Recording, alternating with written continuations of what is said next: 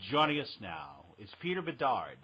He's a health expert and author of Conversions Healing. You can learn more about him by going to his website at conversionshealing.com. Mr. Bedard, welcome to the program, and can you please tell us about your near-death experience? Well, first, I'm just super happy to be here. I appreciate your having me online, and your show is super fun. So thanks. I like the information, and it's pretty great. So my near-death experience, well, my experience started when I was a kid. I was 17, almost 18 years old, and I was coming home from a job that I had. I actually got a job working in a vaudeville play, which was really exciting for me as a kid to be in an adult setting like that, in adult theater, and doing vaudeville, because my grandfather played banjo, occasionally for vaudeville things back in the day. And it was just very exciting for me. And there was a party after the show, and my parents told me I couldn't go, so I was really angry that I couldn't. I was a good kid. I was the one that always did what I was supposed to do, but I was really pissed off at my parents because I wanted them to trust me. I'm almost 18, and I wanted to go to this party. But they said no, so I jumped on my little motorbike, which is like a moped, and I was driving home, and as I was driving along the side of the road, somebody came up in a car behind me and pushed my bike into a parked semi-truck. And I jumped out of my body. I got to watch the whole experience. I watched my body slam into the truck and the bike slide out from the truck, and I watched the car drive away, and my body was laying there in the middle of the street on this beautiful, beautiful October night. And I remember the contrast of that experience of knowing that I was dead and knowing my body was really messed up, and being so aware of the beauty of that night. It was just this gorgeous sort of harvest moon sort of night, and that contrast was very curious to me. There wasn't any sadness, there wasn't any upset, there wasn't any pain, but I knew that looking at my body that my body had suffered a lot. When you looked at your body, were you surprised at how good-looking you were from that angle? Absolutely. Were you surprised, like you're like, oh my goodness, I was very good. I was a 10. No, actually, that came later. When I was a kid, I used to think I was terribly ugly. I had body dysmorphia issues and all that kind of stuff. But that wasn't part of my awareness at that moment in time. That realization came about in my 30s, even 40s, where I looked back on my kid pictures as a kid, and I said, I was actually pretty cute. I was actually pretty good looking. Wow, that's I never thought that before. I feel the same way. It turns out later that all these people I met, and they're like, I'm in my 40s right now, all these people are like, I thought you were cute, but I was nervous. I'm like, well, thanks. Could have used that self-esteem boost back then. So I'm sorry. So absolutely. Let's resume the part where you are out of the body, you're looking at the body, you're peaceful, and what happens next? Do you see this white light? Do you go through a tunnel? Well, I didn't really see a white light, but it was just this really abrupt transition where I did do the tunnel experience. Not everybody does, but for me, I did the tunnel experience, and it was really in a flash. I describe, because I don't know how to describe things in any other way, so I use pop culture references. Now, I'm a little older than you, so you probably don't know it, but back in the day, the $6 Million Man, the TV show, they had episodes where they visited the Abominable Snowman. And they have a tunnel at Universal Studios that the tram actually goes through. And it's this white, icy tunnel that spins while the tram is shooting through the tunnel. That's what my experience was like. I was in this sort of corkscrew type of spinning tube, and it was all white, and it had these blues and layers of color of white. And that's very interesting. And I've heard this before from other people, that the level of color is different on the other side. And there was variations of color within the white, but it was still white. It was very interesting. But I went through this corkscrew, ended up on the other side, and there was nobody there. And I was in this vast open space. It was beautiful, and I was really, really happy. I like to tell people that death's the best thing that ever happened to me, and I highly recommend it. So, well, hey, I'm not don't encouraging... worry. Plenty of people are eating Tide Pods, so I'm sure they're going to experience it very soon. Yeah, right. Well, I'm not encouraging anybody to go and end their life. I'm not a fan of that. But death is something to look forward to. Death is a beautiful thing. It's a beautiful experience. It's a continuation of life. And there's not enough adjectives that I could use to describe that experience. It's blissful, joyous, happy, enthralling. It's an amazing, amazing experience. So I was on that other side. I was in this blissed out state. I was still curious. I thought, well, where is everybody? As there was nobody there, and I had an expectation. I thought that, well, when I died, I knew I was dead. Shouldn't I see my dead dog and my great grandmother? Where I was curious where everybody was.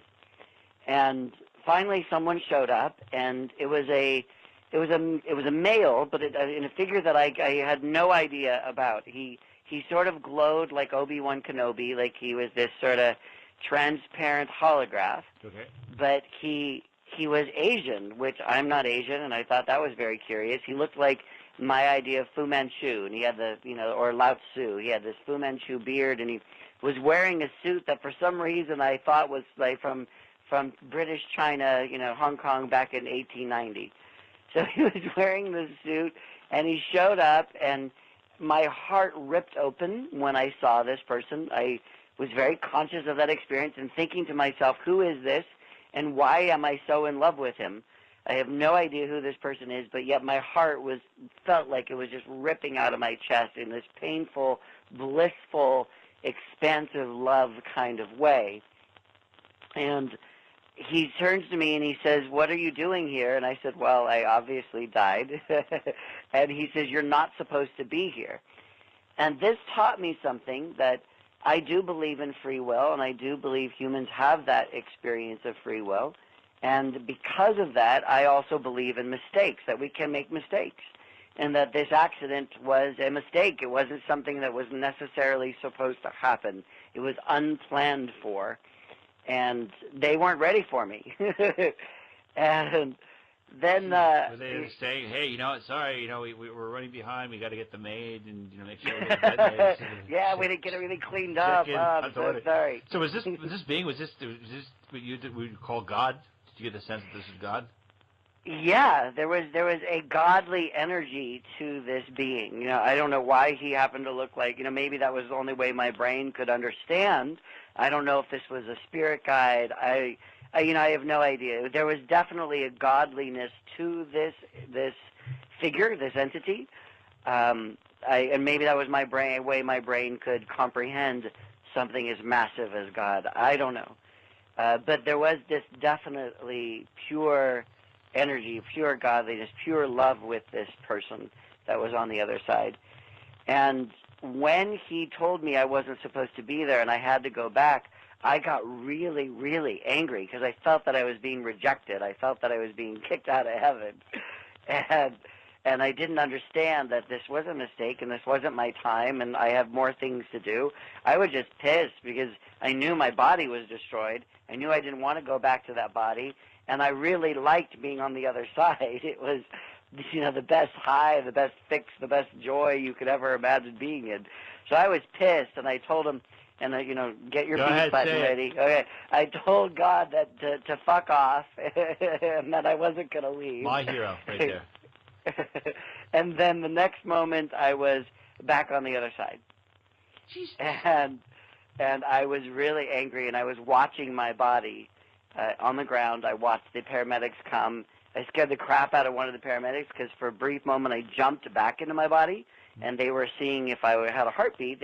His face was like centimeters from my nose, and I opened my eyes, and he jumped up in the air, and I told him that my insurance card was in my back pocket, and then I jumped out of my body again, and I watched them put me on a gurney in the ambulance, close the doors, and drive away. Wow.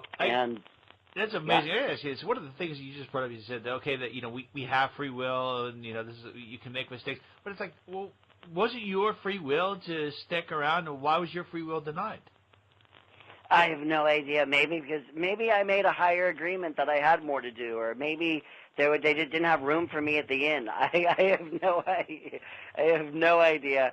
I didn't want to stay on the other side, so in that sense, I didn't have free will because I was kicked out. But I do believe we have free will, at least here on this side, and we can make choices. And I don't necessarily believe that things are destined. I don't necessarily believe that everything is meant to be. I think when you can look at it from a longer perspective, you can say, yeah, everything works out in a particular way, so therefore it is meant to be. But in that moment, I believe in mistakes, and I believe that the mistakes can fix themselves, but that was a mistake. I wasn't necessarily supposed to be over there. It's just pretty amazing about how everything happened. Now, when spirit jumped out of your body, have you been able to do that since that time? You know, I did that a lot as a kid, and I have done it several times as an adult. But as a kid, I would astral project and do things of that sort all the time. But I never would. I never went to another realm. I never went to, another place. It was very clear to me that where I wasn't Earth.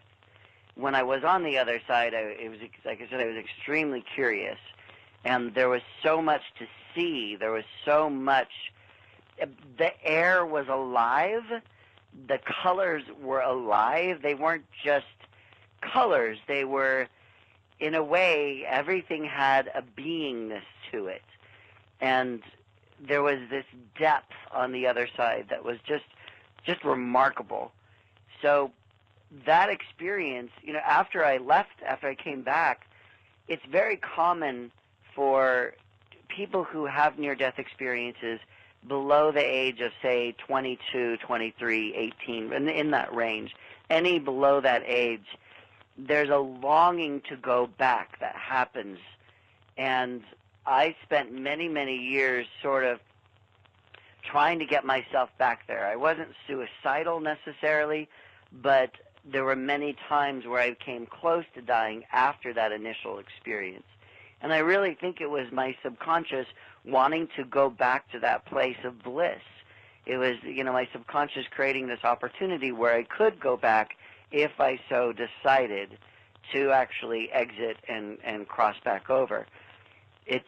It's a careful thing. So if you do know anybody who is under the age of 22 that has had a near-death experience, talk to them, connect with them on that level. That is a choice, and they can do that if they want to, but they're not in that place at this moment in time. And that draw, because the critical mind, the conscious brain isn't fully developed, is very much there. It's kind of like a kid who wants to keep going back to the candy shop.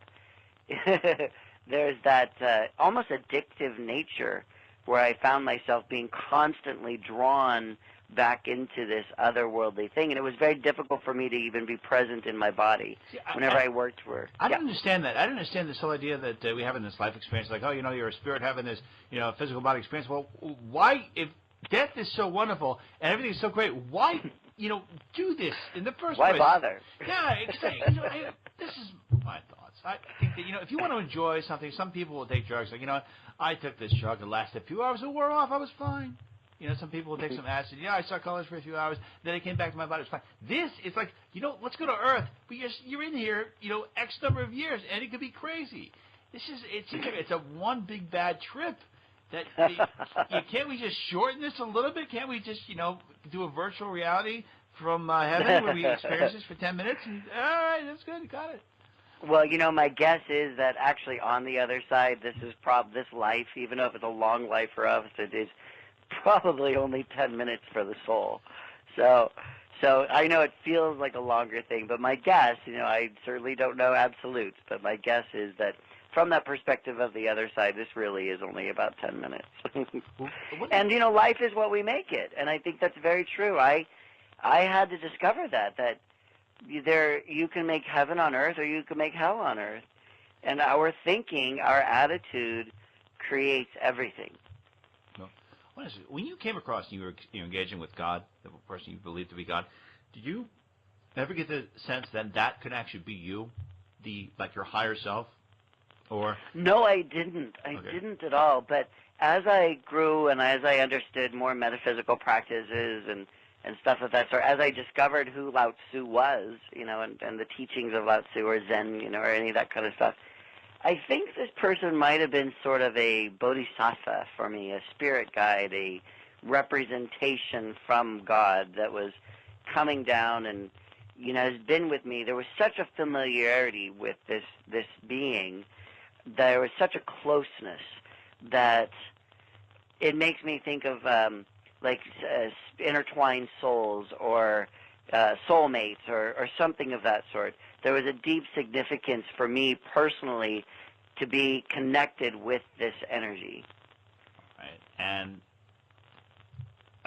I've read things by Dolores Cannon. She talks about saying, hey, everyone who comes to Earth has this guardian angel. Did you sense you had a guardian angel or guiding spirit with you the whole time? Yeah, I would say absolutely. And from what I understand, this person on the other side has kind of come to be my understanding of my guardian angel, of those entities. But I have a lot of them. You know, there's a whole army of them awesome. that's working with me. That's awesome. I think it's so cool to have a credit to your name. Like if you're meeting people and you're on a date, saying, you know, I'm a pretty badass. Yeah, you may not. You got kicked out of that club. I get kicked out of heaven. Not only did I get kicked out, but I told God to, I think that's awesome. That is my dream. I cannot wait to do that. That is one of the things I'm looking forward to. Because I'm going to say, you know, great job on Earth. Terrible job. Seriously, George Carlin, I think, always said it best when he's like, you know, this is not the work of a supreme being. This is the work of a third-level temp with a bad attitude. I love that. I always wonder if George Carlin, if George Carlin was God, and George Carlin came down, he's like, I'm just going to be human. I don't know. Right. Awesome. Mr. Peter Bedard, I want to thank you so much for sharing your experience with us. We can learn more about you by going to your website at conversionshealing.com. Mr. Bedard, thank you so much for being with us today. Ryan, I appreciate your time. Thanks. Thank you.